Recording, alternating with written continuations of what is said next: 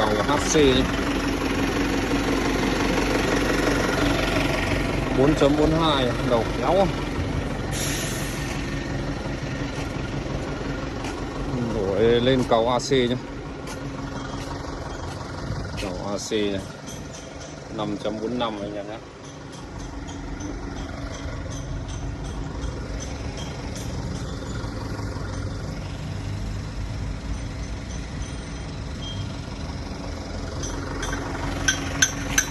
Rất nhiều cầu.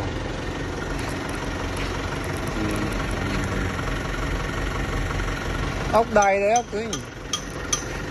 Thôi được, lấy 4 con thôi. Đào áo tăng bông ít. Rất nhiều cầu. Cầu man này, Trang Long, Hồ Hồ, Trường.